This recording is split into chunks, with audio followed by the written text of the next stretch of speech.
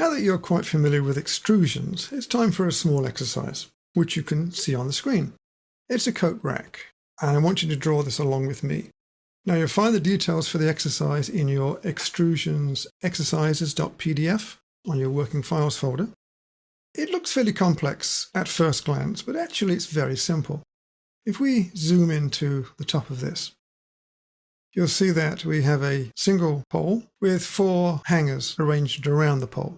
Now the hangers are identical, simply copied around, so you only have to draw 1 hanger on 1 pole. And feet are 4 identical pieces. Again, we draw 1 and copy them around the pole. So when you break it down, it's actually quite straightforward. Now the details are as such. This is the drawing for the hanger profile. And that's the first item that we're going to draw. And on the right here, we have the profile for the feet. So let's start by drawing this profile and then extruding it into a 3D shape. Now to do that, I'm going to work in a front view because it's easy to draw this thing in a flat front view. So to help things along, I'm going to expand my front view just a little bit, give me a bit more space. And we start to draw. And I'm going to use, of course, SmartLine, because I want to join my elements. And I'm starting at the bottom of the profile with that 1-inch curve at the bottom. So to do that, I need SmartLine to be in arc mode. So I'm going to just data point first, then press the tilde key to switch to arcs. Go this way and enter my 1-inch dimension. Now I'm still in inch units, so I just press 1 at the keyboard and data point, and there's my bottom arc. That stops there. Now I need to go back to line, so tilde key again. I'm in lines. I go up 3 inches, 3 at the keyboard, data point. So the next thing I need is a 1/2 inch radius at the end of this line, which leads into the 5-inch radius. And to do that, I'm going to make the vertex type rounded and set the rounding radius at a 1/2 inch, which is the radius of the curve. And if you look carefully, you'll see my rounding radius right there. So far, so good. But then at tangent to that, I need the 5-inch radius. So now I'm going to change back to arc, so tilde. I'm in arcs again. I'm going to place the center for the radius, which is directly above the line, and that's 5 inches up, so 5 at the keyboard. Data point, and drag my arc. Now if you notice, I'll zoom in a little bit, I still have my 1/2 inch radius leading into the 5-inch radius. So pop it into the 90-degree angle, data point. Now I need lines again and tilde, and I need sharp corners. There's my sharp corner. And the last line is 3/4 inch long at a 45-degree angle. So I'm already in the dimension box of AccuDraw, so that will be 0.75. I will hit tab and go to the angle and enter 45 and data point and reset.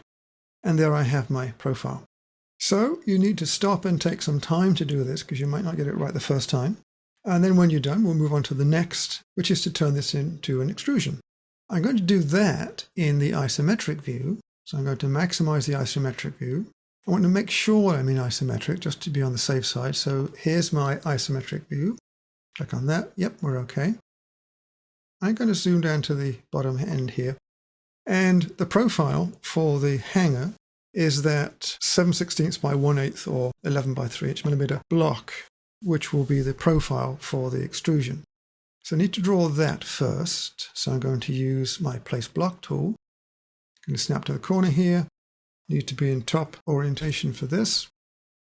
Need to go that direction by 7/16. So 0 space 7/16. You can see why I prefer metric.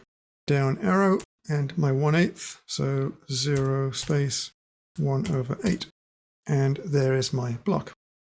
We need to extrude that. So we go to the extrude by solid along. Follow the prompts and we select the path and the profile. Now I've been moving the profile so it sits square on the point of the path. But there's no particular need to do that here since this is an isolated object. So I'll select the path, I'll select the profile, and data point to accept.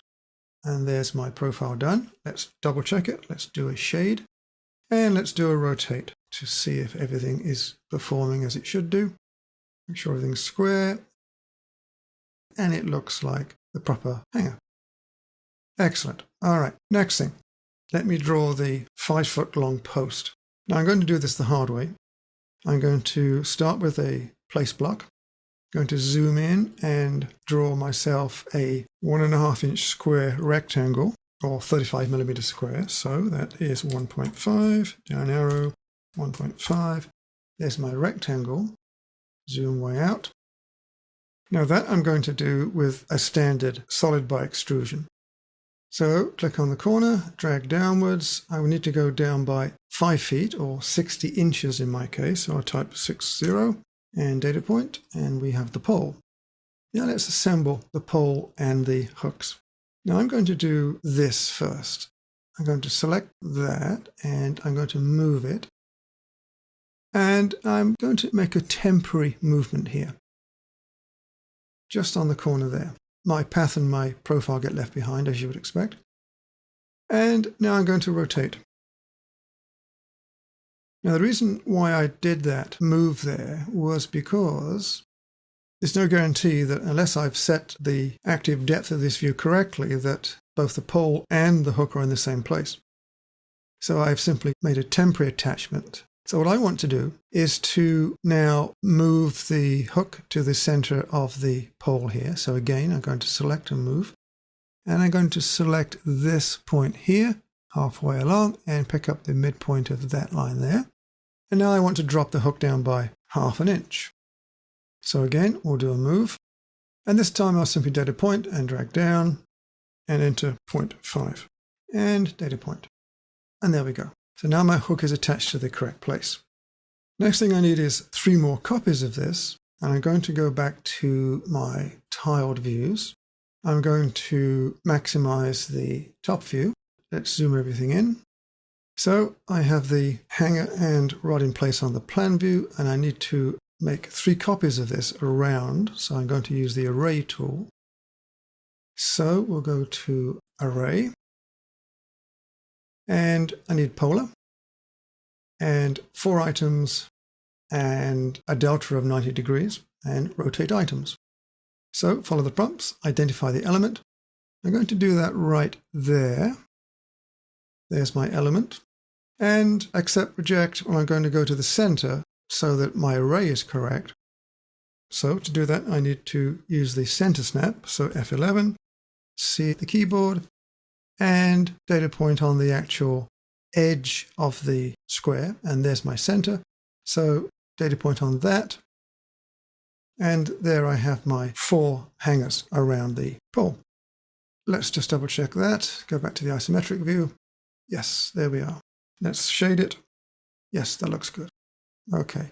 And the last bit is the foot itself. So let's just zoom down here. I'll draw this in isometric. So I need to use Smart Line again. And I'm going to start at the bottom left corner here. Let's use the front rotation. The length of the leg is 12 inches, so 12 inches. I need to go up by 1 1/4, 1.25. And I need to come down, and the next height here is 3/4 inch. So let's go to there. Let's put the compass there, F11 and O key. Let's go up by 3/4, so 0.75. Gets me my data point, and then come back down to my starting point. There's my profile. I need to extrude that, so we'll extrude with this. It's a 1/2 inch extrusion. I'm going to go in that direction, so 0.5. Data point. There's my leg. So we need 4 copies of this attached to the pole.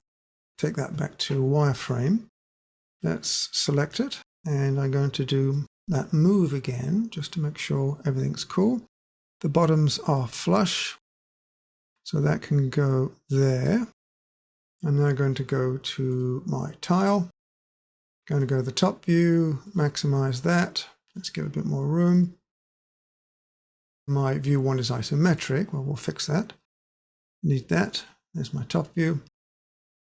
Zoom in a little bit. Here's the leg here. Let's select the leg. Since we've got the same settings as we had for the hangers, let's repeat the process. That will be the array tool. Everything's in place. Do exactly the same thing. We will select the leg at that location, and again we'll find the center. So F11, C, and let's click on that, and that should do it. Let's go back to the isometric and check on the legs, shade it. Lovely, everything's fine. So there we have our coat hanger made from 3 separate parts. So please complete that exercise. It's very useful. It does several things for you, and it's great practice.